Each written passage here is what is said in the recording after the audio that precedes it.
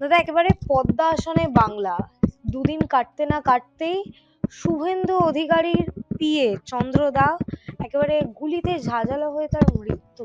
কিভাবে দেখছেন এই বিষয়টি?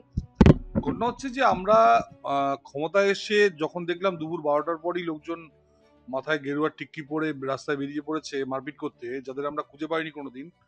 আর গত 10 বছর আমরা সেই 2016 থেকে দিলীপবাবু যবে থেকে দলের দায়িত্ব নিয়েছেন তবে থেকে আমরা বুথে লোক বসানোর লোক পেতাম না, আমাদের রাস্তায় পোস্টার মারার লোক পেতাম না, ইভেন এবারও পাইনি। হঠাৎ এত হাজার হাজার লোক কোথা থেকে চলে এলো রাতারাতি বুঝতে পারলাম না, এবং যে যাকে পাচ্ছে পিটিয়ে যাচ্ছে। তো আমরা তখন সিগন্যাল দিই যে এরকম যারা এই কাজগুলো করবে তাদের অ্যারেস্ট করা হবে এবং তাদের মানে ইয়ে করা হবে, মানে তাদের কাউকে স্পেয়ার করা হবে না, কারণ আমরা একেবারে কনফিডেন্ট যে আমাদের যারা রাজনীতি করছে তারা কেউ গুন্ডাই বদমাইশি করবে না।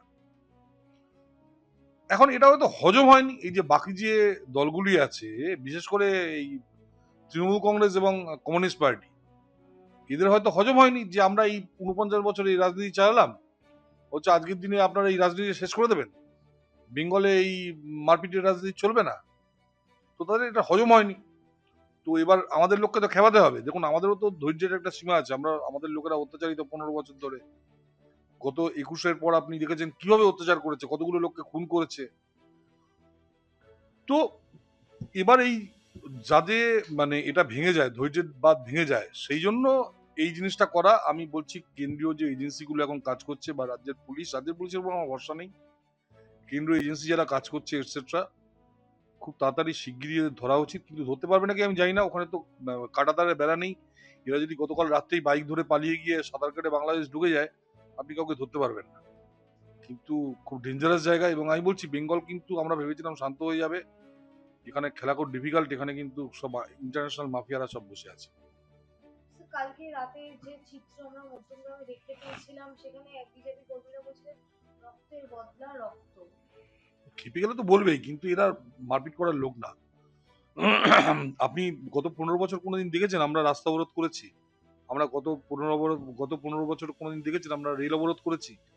গত 15 বছর কোনোদিন দেখেছেন রেলের ডাব্বায় আগুন ধরিয়েছি কিংবা রাস্তায় কোনো আগুন ধরিয়েছি? কোনোদিন দেখেননি।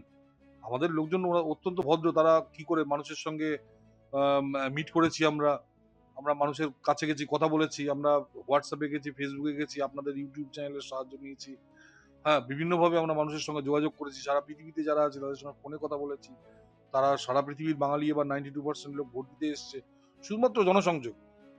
আমরা কোনো গুন্ডামি না, কোনো বদমাইশি না, কোনো 356 ধারা জারি না, কাউকে অ্যারেস্ট করা না।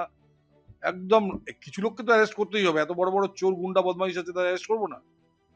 তো কিছু লোককে অ্যারেস্ট করতে হয়েছে, সিবিআই ইডি অ্যারেস্ট করেছে। তো ঘটনা হচ্ছে তারপরেও আমি বলছি, যখন দেখলাম ক্ষমতায় এসে এরা যখন দেখলো যে আমরা ভদ্রভাবে একটা সভ্য সমাজ একটা উপহার দিতে চলেছি, তখন এরা এই নোংরামিটা শুরু করে। এবং খুব আনফর্চুনেট, এবং এটাকে মানে আমি আমাদের যারা আছেন তাদের বলবো যে আপনারা কেউ দায়িত্ব নিয়ে নিজের বিপদে ডাকবেন না। নতুন সরকার আসছে, প্রত্যেকটা লোককে কিন্তু মানে আইনের মানে সামনে ফেস করতে হবে, এটুকু আমি বলতে পারি। তদন্ত কি সঠিক হবে? আশাটা করা যায়। দেখুন মানে আমরা আশাই করতে পারি, আমি তো নিজে তদন্ত করবো না, কি করে তদন্ত করতে হয় সেটাও জানি না। কে করেছে বলে আপনার মনে হয়? বা কোথা থেকে দেখুন এই আমি বললাম যে পরিকল্পনাটি আইদার হচ্ছে? কমিউনিস্ট পার্টি বা তৃণমূল, যারা গত 49 বছর যারা নাকি এনার্কি সৃষ্টি করে রেখে গেছে, এই অনুশীলন যুগান্তরের বাংলা, এই ঋষি অরবিন্দের বাংলা, এই বঙ্কিমচন্দ্রের বাংলা, রবীন্দ্রনাথের বাংলা, এখানে যারা এনার্জি সৃষ্টি করে গেছে গত মানে 49 বছর, তারা করেছে। আমরা তো চাইছি যে এখানে মানুষ বিজ্ঞান পড়ুক, এখানে মানুষ গবেষণা করুক, এখানে মানুষ ইন্ডাস্ট্রি খুলুক, এখানে নেভাল আর্কিটেকচারের বিজনেস হোক, এখানে জাহাজ তৈরি করি আবার আমরা নতুন করে, মেটালার্জি কোম্পানি খুলি, ইলেকট্রনিক্স এর কোম্পানি খুলি। তার বদলে কেউ যদি চায়, এইবার ধরুন এইরকম যদি মাঝে মাঝে খুন হওয়া শুরু হয়, কেউ এখানে ইনভেস্ট করবে না, তখন বলবে দেখো বিজেপি কোনো কাজ করতে পারলো না। এডুকেশন যদি সেই একইভাবে চলে, আমরা তো চাইছি যে আমরা আগে বাড়ি, কিন্তু তাকে যদি বাড়তে না দেওয়া, তবে স্ট্রিক্ট রাস্তা নিতে হবে। প্রয়োজনে উত্তরপ্রদেশে যোগী বাবা যেরকম প্রসাদ দিচ্ছেন, কিছু প্রসাদ ওখান থেকে নিয়ে সেখানে বিতরণ করতে হবে। তৃণমূল কংগ্রেসের অফিসিয়াল ফেসবুক পেজ, সেখান থেকে কাল রাতেই একেবারে একটি পোস্ট করা হয়েছে যে এই ঘটনা তারা নিন্দা জানাচ্ছে এবং সিবিআই তদন্ত চাইছে তারা। আমরাও সিবিআই তদন্ত চাইছি। আমি বলছি তো এটা ধরা হোক, আমি বলছি এটা ধরা হোক। ক্ষমতা চলে যাওয়ার পরে কি রাজ্য পুলিশের উপর আস্থা উঠে গেল? সিবিআই তদন্ত বুঝতে পারছি না। দেখুন এরা কখন কি বলে, এদের কথার কোনো ঠিক নেই। সেই ভানু বন্দ্যোপাধ্যায়ের সিনেমা ছিল না ৭৭.৫, সেখানে হরিদাস মুখোপাধ্যায় বলেছিল যে এরা কখন কি বলে কোনো ঠিক নেই, এরা সব উন্মাদ। তো এরা সব উন্মাদ, এদের এদের কথা কোনো ঠিক নেই। কিন্তু উন্মাদ হলেও বদমাইশি একটুও কমেনি। এরা কিন্তু ঠিক যেরকম বুদ্ধবাবুকে পরের ৫ বছর কাজ করতে দেয়নি, আমাদের কিন্তু বিভিন্ন রকম ভাবে এরা কাজ করতে দেবে না। এরা এনভায়রনমেন্টাল এক্সপার্টদের নামাবে, এরা বিভিন্ন লয়ারদের নামাবে, বিভিন্ন সোশ্যাল অ্যাক্টিভিস্টদের নামাবে, নামিয়ে এরা কিন্তু একটা এনার্কি সৃষ্টি করবে। এবং এই খুন খুন এই সবে শুরু হলো খুন, কালকে এখানে হয়েছে একটা সজল ঘোষের ওখানে ছুরি একটা মারা ছেলেকে হয়েছে ছুরি মারা বড়। হয়েছে। তারপর পানিহাটিতে বোধহয় একটা গন্ডগোল হয়েছে। এইগুলোকার গোপলাস্ট্রিক্সে একটা আর বসিরহাটে একটা ছেলেকে গুলি করা এগুলো হয়েছে। কেন হচ্ছে? যাতে নাকি আমরা উত্তেজিত হয়ে ওদের অ্যাটাক করি, যাতে এনার্কি তৈরি হয়। এবং এই যে আমি প্রথমে বলেছিলাম আপনাদের কাছে ইন্টারভিউতে বোধহয় যে আহ, আমাদের যে এখানে আমরা যদি ক্ষমতায় আসি 6 মাস মিলিটারি দরকার নেই, কিন্তু এখন যেটা দেখছি যে মিলিটারি কিন্তু দরকার। গতকাল রাতের ঘটনাতে একটি প্রশ্ন যেটা বারংবার উঠছে যে সারা রাজ্য জুড়ে তো এখন সেন্ট্রাল ফোর্স রয়েছে, পুলিশ বাহিনী একেবারে ডে নাইট কাজ করছে, সেই সময় তাদের অ্যাক্টিভনেসটা কোথায় ছিল, তারা সেখানে কোথায় ছিলেন? দেখুন এরা তো প্ল্যান্ড মার্ডারার। আমি বলছি দেখুন পুলিশ বিচার করতে পারে, আগামী দিনে হয়তো পুলিশ হয়তো ধরতে পারবে, কিন্তু ধরুন এই ধরনের যারা প্ল্যান্ড খুনি মার্ডারার, তাদের আপনি কি করে আটকাবেন? তারা একটা মিশন নিয়ে নেমেছে, একটা গন্ডগোল সৃষ্টি করতে, এনাকে সৃষ্টি করেছে।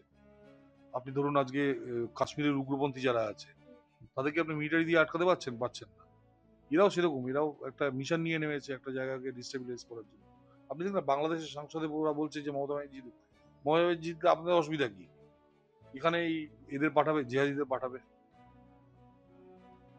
এই হলো অবস্থা আর কি। স্যার, রাজ্যের পরিবর্তনের দুদিনের মাথায় কিছু ঘন্টায় একেবারে ৩-৪টে ঘটনা একসাথে ভিন্ন ভিন্ন জায়গায়। এখনো তো দিন বাকি, পরবর্তীতে কি হতে চলেছে রাজ্যে?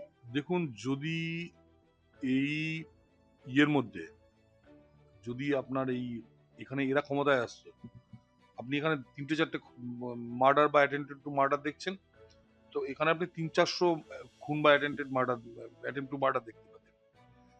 অভিষেক ব্যানার্জি তো বলেছিল যে আমি খুন শুরু করবো ১২টার পর। বিজয়। ডিজে বাজাও মানে খুন করব। গতবার যেটা করেছিল, খুন করেছে, বহু মেয়ের জীবন নষ্ট করেছে। তো এরা তো এই ধরনের, এরা তো নিজেরা চ্যালেঞ্জই করেছে যে আমরা করব। চ্যালেঞ্জ করে সেই চ্যালেঞ্জ এরা রাখছে, এরা চ্যালেঞ্জ।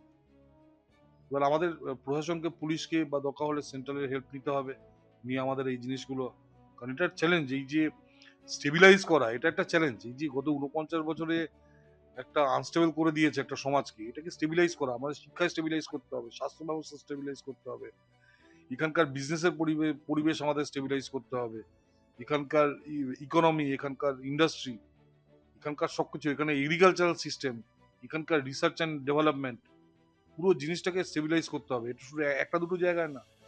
তো it will take some time. Sir, একেবারে অন্য একটি প্রসঙ্গে যাব। প্রাক্তন মুখ্যমন্ত্রী মমতা বন্দ্যোপাধ্যায় বলছেন আমি হারিনি, আমি পদত্যাগ করব না, রাষ্ট্রপতি শাসন জারি হলে হোক, আমি আর চন্দ্রিমা হাইকোর্টে আইন প্র্যাকটিস করব। দেখুন মমতা ব্যানার্জি বেসিক্যালি এই জিনিসটা করছেন খুব ঠান্ডা মাথায়।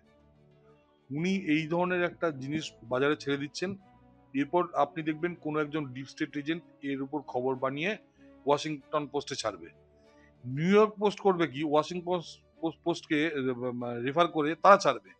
নিউ ইয়র্ক টাইমস থেকে ওটা লন্ডন টাইমসে আসবে, সেখান থেকে আমাদের ইন্ডিয়ান ইকোনমিক টাইমসে আসবে। এই করে ওরা পুরো একটা সার্কেল এরা করিয়ে সারা পৃথিবীকে প্রমাণ করবে যে ভারতবর্ষে ডেমোক্রেসি নেই, ভারতবর্ষে জোর করে ভোট হয়। তখন বলবে দেখুন ওয়াশিংটন পোস্টে ছেড়েছে, এখানে ছেড়েছে, এখানে ছেড়েছে।